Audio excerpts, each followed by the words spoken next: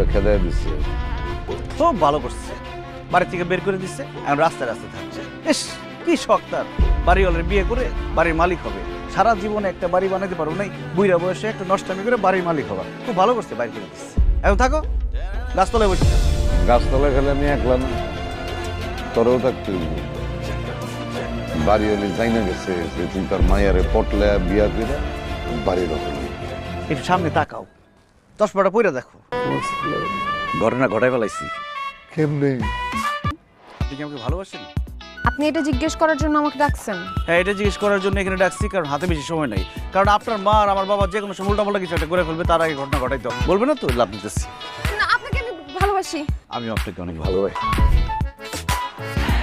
শোনো, আমি আমার শ্বশুর বাড়িতে দেখতেছি, তুমি যদি ভদ্রভাবে সভ্যভাবে থাকতে পারো তাহলে আমার সাথে আসতে পারো, আর যদি মাথার মধ্যে অসভ্য চিন্তা ভাবনা থাকে তাহলে গাছ